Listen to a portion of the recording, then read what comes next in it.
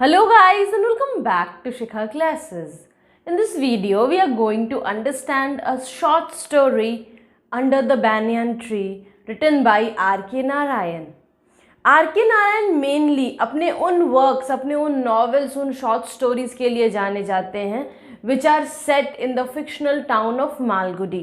R.K. Narayan अपने novel the guide के लिए बहुत ज़्यादा मशहूर हैं। एक गांव है सोमल जिसमें ये पूरा स्टोरी बेस्ड है, सेट है।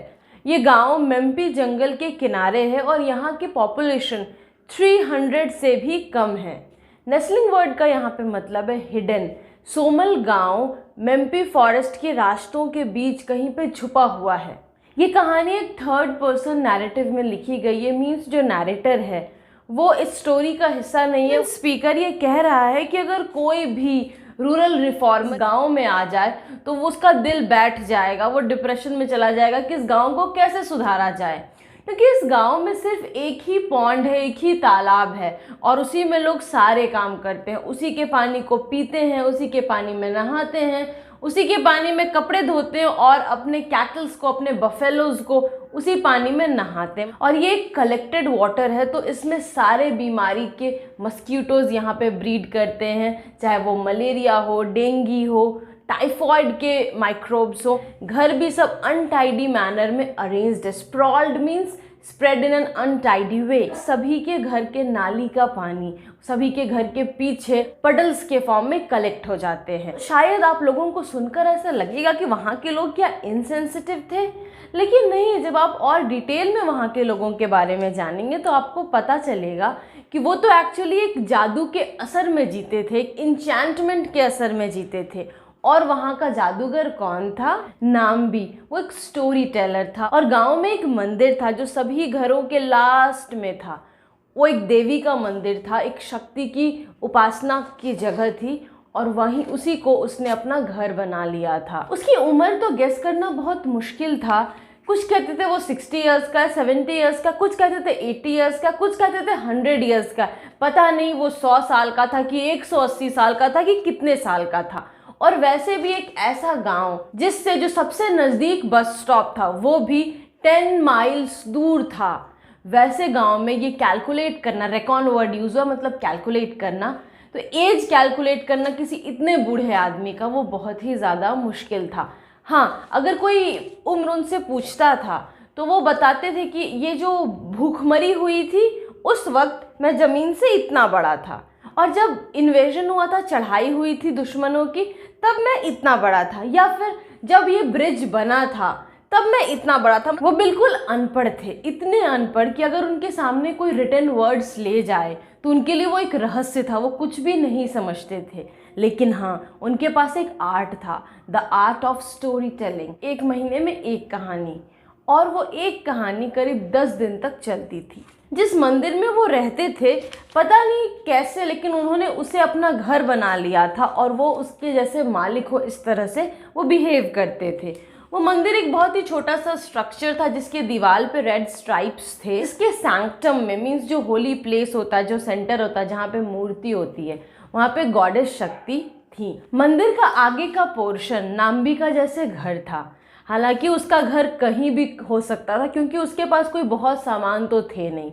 एक झाड़ू था जिससे वो मंदिर को झाड़ा करता था और कुछ धोती और ऊपर में पहनने वाले कपड़े थे। वो दिन भर का ज़्यादा समय एक बैनियन ट्री के शेड के नीचे गुजारा करता था। उस बैनियन ट्री के ब्रांचेस मंदिर तक फैले हुए थे। जब भी नाम्बी को भूख लगती थी वो किसी के भी घर में जाकर के बैठ जाता था उस गांव में और वो लोग उसे अपने साथ खिला लेते थे। जब भी उसे कपड़े की ज़रूरत पड़ती थी गांव वाले उसे कपड़े लाकर दे देते थे।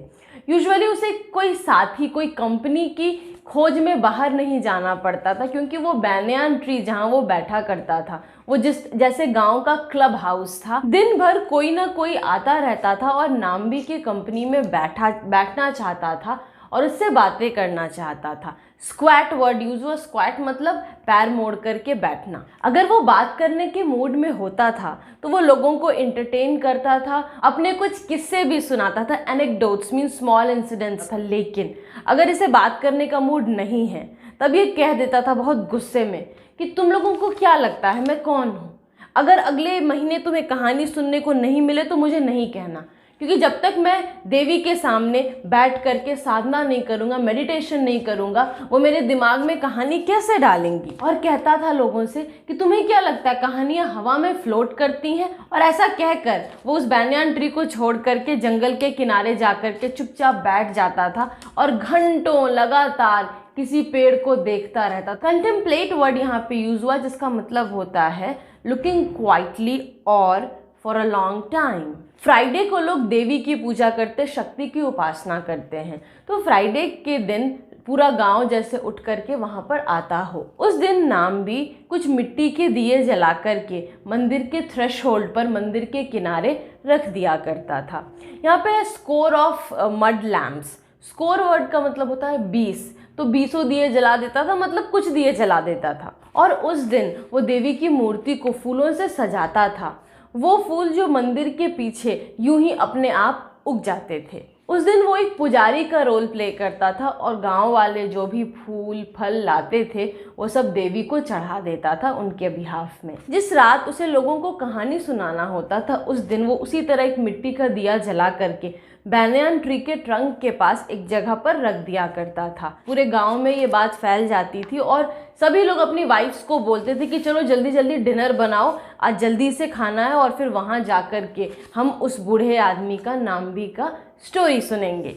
यहाँ पे एक वर्ड यूज हुआ हिलॉक, मीन्स अ स्मॉल हिल।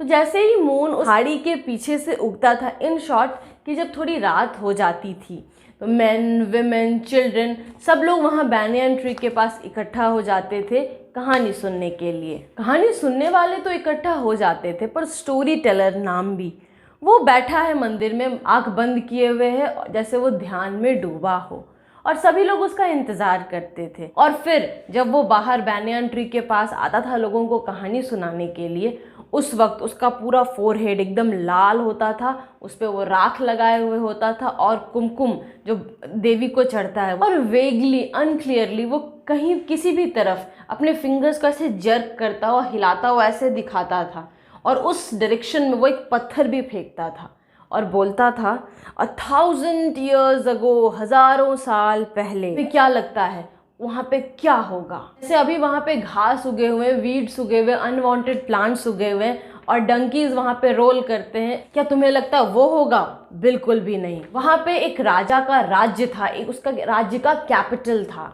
उस राजा का नाम भी कुछ भी रख देता था। वो दशरथ रख देता था, विक्रमादित्य रख सकता था, अशोक रख सकता था। उसके कैपिटल का नाम वो कभी कपिल रख देता था, कभी कृदापुरा रख देता था, और इस तरह से अपनी कहानी को शुरू करके करीब 3 घंटे तक वो लगातार बोलता चला जाता था। जब स्टोरी वो शुरू कर रहा है कोई, तो ईंटे जैसे ईटा लग करके वो एक महल बनता है, बिल्कुल वो वहीं पर से शुरू करता था कि एक राजा था, उसका एक राज्य था, और कैसे उसने अपने पूरे महल को तैयार किया, अपने कैपिटल को तैयार किया। और फिर वो बूढ़ा स्टोरी टेलर नाम्बी वो उस राजा के महल को डिस्क्राइब करता था। दुनिया भर के अच्छे म्यूजिशियंस आते थे और गाना गाया करते थे। उसकी जो स्टोरी बिल्डिंग होती थी वो एक एपिक स्केल में होती थी, एक ग्रैंड स्केल में होती थी। इनफैक्ट पहला दिन वो घंटों सुनाता था कहानी, और उसमें स्टोरी थोड़ी भी आगे नहीं बढ़ती थी, सिर्फ सेटिंग को ही डिस्क्राइब करने में इतना देर लग जाता था। और जब रात थोड़ी बीत जाती थी तब फिर वो लोगों को कहते थे कि माँ मीन्स देवी वो अब कह रही हैं कि बहुत आज के लिए काफ़ी है, अब तुम लोग जाओ अपने अपने घर में और सो जाओ। और इससे पहले कि भीड़ डिस्पर्स हो, भीड़ जाए, वो अपना तुरंत से उठता था, मंदिर में जाता था, अपना सो जाता था, और फिर से उस बरगद के पेड़ के उसी खास जगह पर दिया 2-3 दिन बाद दिखाई देता था, और सब लोग धीरे धीरे करके वहाँ इकट्ठा हो जाते थे कहानी फर्दर आगे सुनने के लिए। और इस स्टोरी में जिक्र है कि ये स्टोरी सुनाने का जो प्रथा है वो bright half of the moon जब होता था तब तक चलता था। नाम्बी की कहानियों में राजा, हीरोज, विलेंस, परियों की जैसी विमेन, गॉड्स जिनको ह्यूमन फॉर्म मिला है, साधु, असैसिन मीन्स मर्डरर्स, ये सभी लोग होते थे। और ये दुनिया जब नाम्बी उन ऑडियंस के सामने प्रेजेंट करता था तो लोग हीरो के सक्सेस के साथ खुश होते थे, लेकिन जब हीरो को कोई दुख आता था तो सभी लोग रोते थे, दुखी होते थे, गॉड से प्रे करते थे कि इस स्टोरी की हैप्पी एंडिंग होनी चाहिए। और जिस दिन नाम्बी की स्टोरी खत्म होती थी उस दिन पूरी भीड़ जाती थी देवी के मंदिर और साष्टांग प्रणाम करती थी। साष्टांग प्रणाम के लिए जो वर्ड यूज़ हुआ है यहाँ पे, that is prostrated before the goddess. और फिर जब मून का ब्राइटर साइड आता था तक नाम्बी की दूसरी स्टोरी भी रेडी होती थी। नाम्बी कभी भी एक तरह की कहानियाँ नहीं सुनाता था। उसकी कहानियों में जो लोग होते थे, जो इंसिडेंट्स होते थे, वो अक्सर डिफरेंट होते थे और शायद इसीलिए गाँव के लोगों को वो एक चमत्कार लगता था। लोग जब आपस में बात करते थे तो वो नाम्बी के वर्ड्स को, उसके थॉटफुल आइडियाज़ को कोट करते थे और उन्हें हमेशा लगता था एज इफ वो कोई बहुत बड़े एक चमत्कार के साथ रहते हैं, एक बहुत बड़े इंसान के साथ रहते हैं और इस बात से वो बहुत खुश थे, सेटिस्फाइड थे। हालांकि अगर ऐसे देखा जाए तो उनकी लाइफ बहुत ही डल थी, बहुत ही बोरिंग थी और बहुत ही ज़्यादा टफ थी। इसी तरह सालों से चला आ रहा था। दिन नाम्बी ने उसी तरह से बैनियान ट्री के उसी जगह पर एक दिया जला करके रखा। ओल्ड मैन ने अपने सीट ली और उसने कहानी सुनाना शुरू कर दिया। उसने कहा कि जब विक्रमादित्य थे, इस दुनिया में राजा थे, तो उनके मिनिस्टर थे, ऐसा करके वो रुक गए। वो उसके आगे बोल ही नहीं पा रहे थे, एज इफ उनके माइंड ने फंक्शन करना बंद कर दिया था। तो वो थोड़ी देर रुके और उन्होंने फिर से शुरू से कहानी सुनाना शुरू किया। उनकी आवाज़ धीरे धीरे कम होने लगती थी और वो फिर चुप हो जाते थे, बुदबुदाहट में आवाज़ बदल जाती थी और फिर वो रुक जाते थे। यहाँ पे एक वर्ड यूज़ हुआ है, the word trailed of, means धीरे धीरे क्वाइट हो जाना। और जब ऐसा बार बार होने लगा तो वो माँ से प्रार्थना करने लगी कि देवी, ये तुम मेरे साथ क्या कर रही हो? मैं कहानी क्यों नहीं सुना पा रहा हूँ? अभी तो एक मोमेंट पहले, एक क्षण पहले पूरी कहानी थी मेरे दिमाग में, मैं कुछ बोल क्यों नहीं पा रहा हूँ माँ? और जब वो बहुत दयनीय हो गए, मिजरेबल हो गए, तो गांव के लोगों को उन पर दया आ गई और वो लोग बोलने लगे, ठीक है, कोई दिक्कत नहीं है, आप आराम से अपना समय लीजिए, शायद आप थक गए होंगे। और तभी वो गुस्से में बोले, शट अप, तुम्हें लगता है मैं थक गया हूँ? अभी रुको थोड़ी देर में फिर से कहानी शुरू करता हूँ। किसी ने उन्हें एक टम्बलर दूध दिया। कोई लोग ज़ोर ज़ोर से अपनी सहानुभूति, अपनी सिंपैथी उनकी तरफ एक्सप्रेस करने लगे और कुछ लोग आपस में धीरे धीरे बातें करने लगे। जो लोग उस भीड़ के एकदम लास्ट में थे वो धीरे धीरे वहाँ से निकलने लगे। जब बीच रात मिडनाइट हो गया तो बाकी के लोग भी एक एक करके वहाँ से निकल गए। उस दिन पहली बार नाम्बी को ये रियलाइज़ हुआ कि शायद अब वो बूढ़ा हो गया है। चुपचाप ज़मीन की तरफ उदास होकर के देखता रहा और उसके बाद जब उसने सर उठाया तो उसने देखा कि सभी लोग जा चुके थे सिवाय उसके दोस्त के, मारी, जो एक ब्लैक स्मिथ था। और वो मारी से कहता है कि मारी, तुम भी क्यों नहीं चले गए?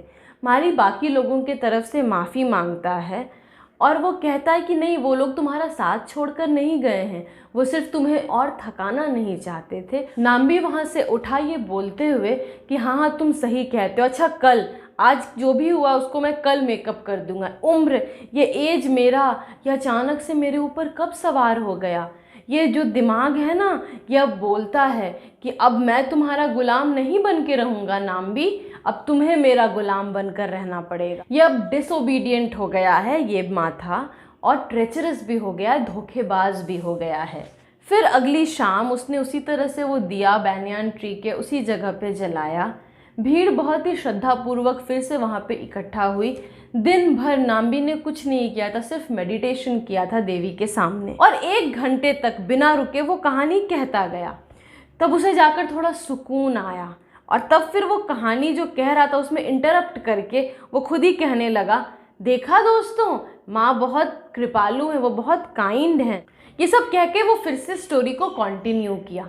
लेकिन कुछ ही मिनट बीते थे और फिर से वो कल वाली फीलिंग आ गई। वो एकदम ड्राइड अप हो गया, उसके माइंड में आइडियाज़ आना, स्टोरी फर्दर आगे कैसे बढ़ानी है ये आना बंद हो गया। बिना कुछ बोले फिर से ऑडियंस उठ करके अपने घर को चली गई और वहाँ पे नाम्बी चुपचाप बैठा सोचता रहा। Brooding means worrying.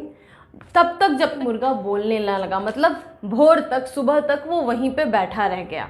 2 दिनों बाद वो फिर से लोगों को बुलाता है स्टोरी का आगे का इंस्टॉलमेंट सुनाने के लिए, लेकिन उस दिन भी वो सिर्फ कुछ ही मिनट बोल पाता है। नाम्बी ये रियलाइज़ कर चुका था कि अब स्ट्रगल करने का, कोशिश करने का कोई मतलब नहीं है और इसलिए वो जल्दीबाजी में स्टोरी को प्रीमेच्योरली जल्दी से ख़त्म कर दिया।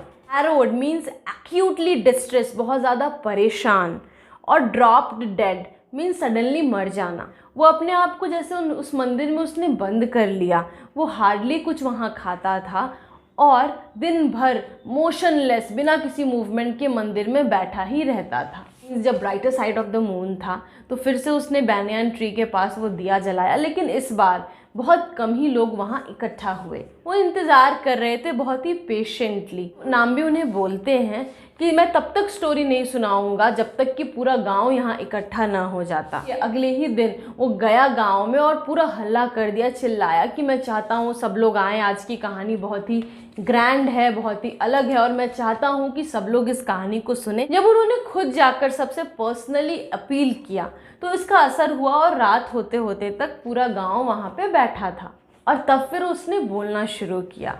उन्होंने कहा कि माँ ही हमें गिफ्ट देती है, मतलब भगवान ही हमें गिफ्ट देते हैं और भगवान ही हमसे गिफ्ट ले लेते हैं। मीन्स वो कहना चाहता था कि ये कहानी सुनाने की कला, ये स्किल मुझे देवी ने दिया था और उन्होंने ही शायद मुझसे ये ले लिया। तो जिस तरह से एक जैस्मिन के फूल की अगर सुगंध ही चली जाए तो उसका कोई मतलब नहीं रहता। वो लैम्प का क्या मतलब जिसमें तेल ही, कि मैं बोलता था क्योंकि मेरे पास एक आर्ट था स्टोरी टेलिंग का, और जब भगवान ने मुझसे वो आर्ट ही छीन लिया तो फिर बोलने का क्या मतलब। इस दुनिया में बोले गए ये मेरे आखिरी शब्द हैं। और इतना कहकर वो सैंक्टन में, उस होली प्लेस में, मंदिर के अंदर जाकर के बैठ गया।